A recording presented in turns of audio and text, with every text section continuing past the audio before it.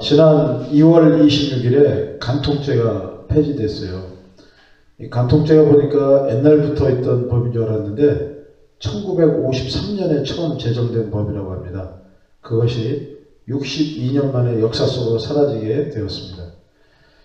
SNS 상에서는 이 간통죄를 폐지하게 돼서 전국에 있는 산악회가 지금 한바웃음을 짓고 있대요.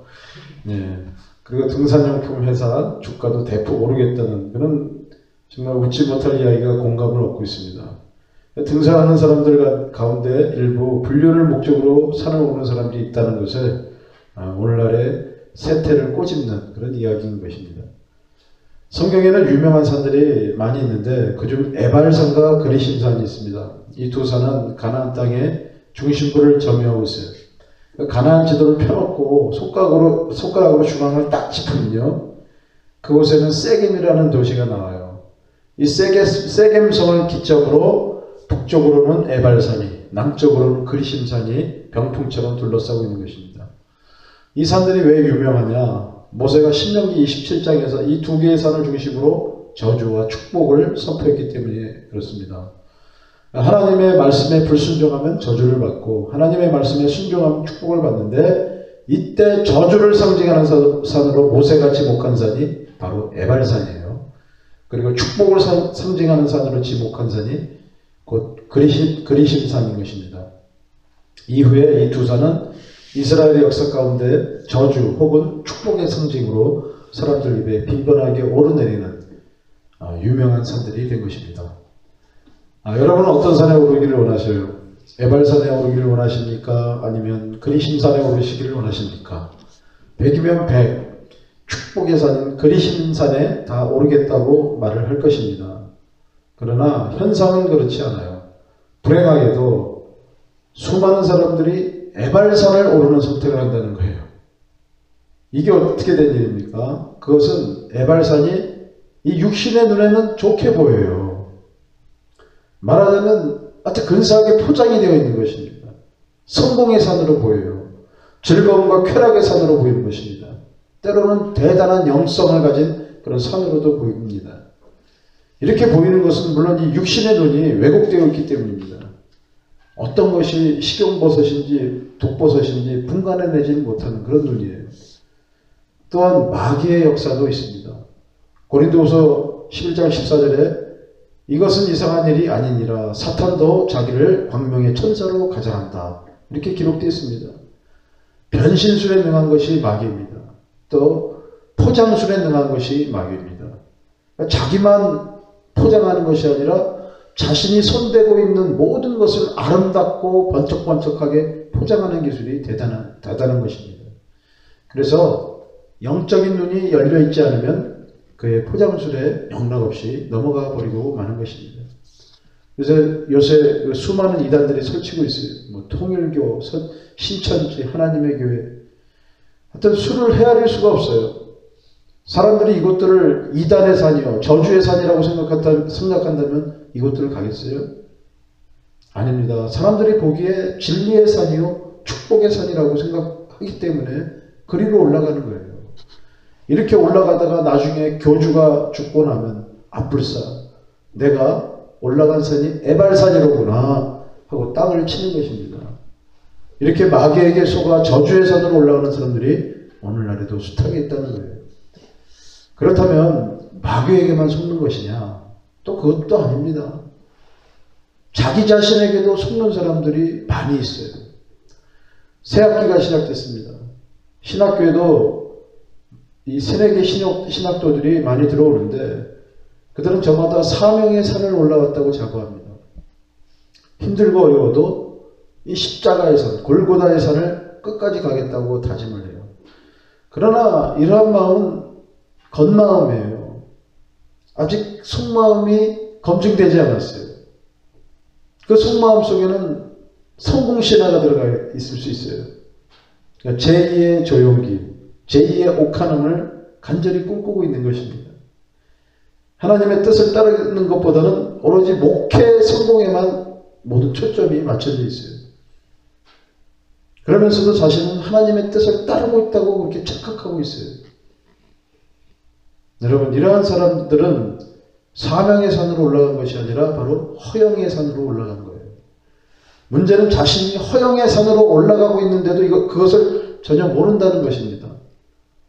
예수님의 제자들을 한번 보세요. 예수님이 나를 따르라고 부르셨을 때 그들은 모든 것을 버리고 따라갔습니다. 직업도 버리고 재산도 버리고 부모조차 버렸어요. 처음에는 그 진정성을 의심할 수 없었습니다.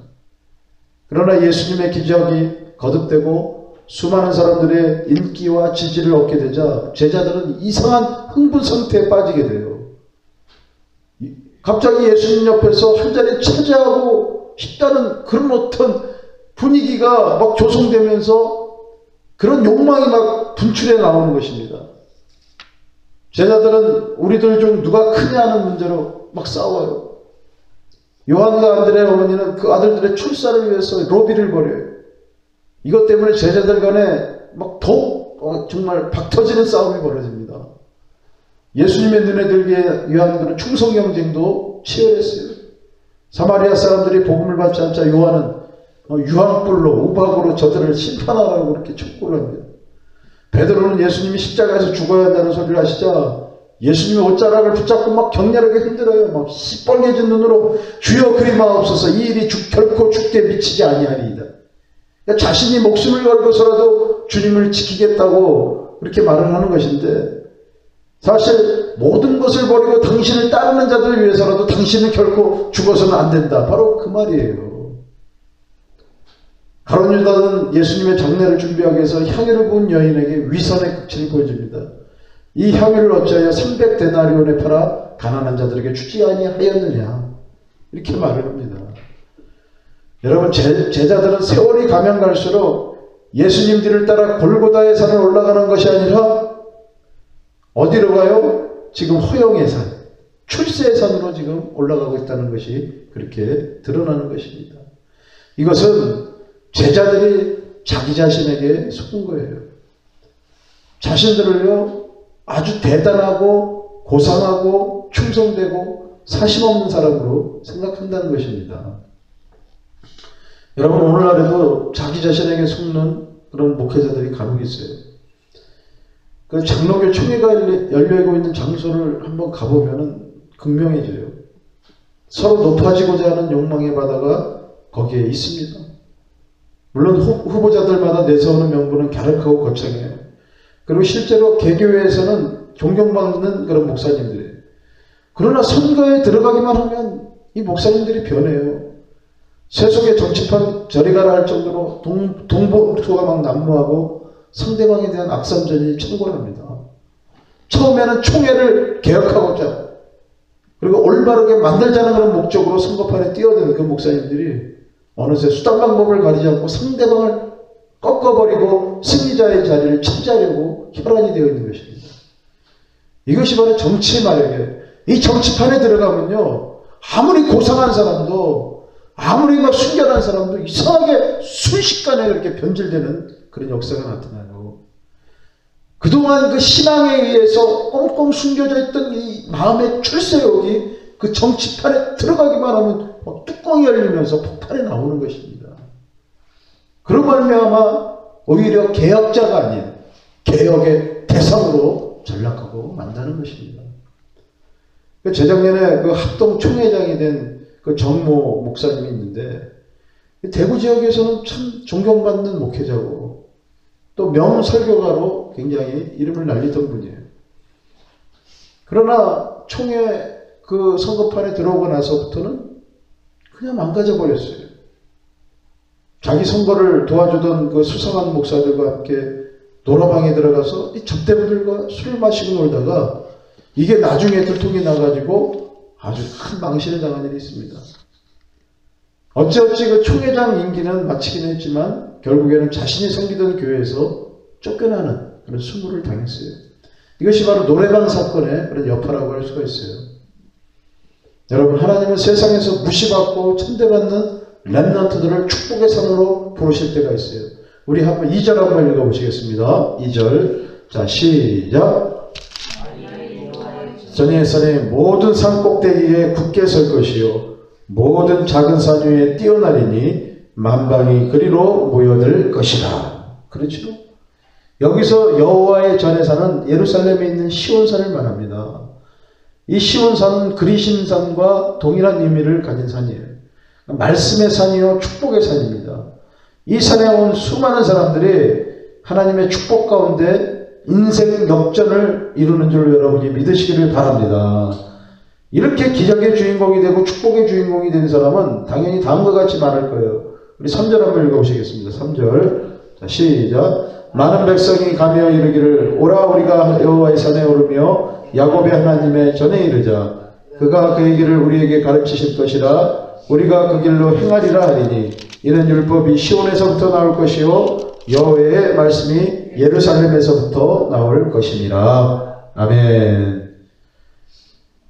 여기서 사람들이요 우리가 그 길로 행하리라 하고 철석같이 다짐하고 있어요. 그러나 위에서도 살펴본 바와 같이 여러분 아무리 철석같은 다짐을 해도 초심을 계속 유지하며 그대로 실천한다는 것이 보통 어려운 일이 아니라는 것입니다.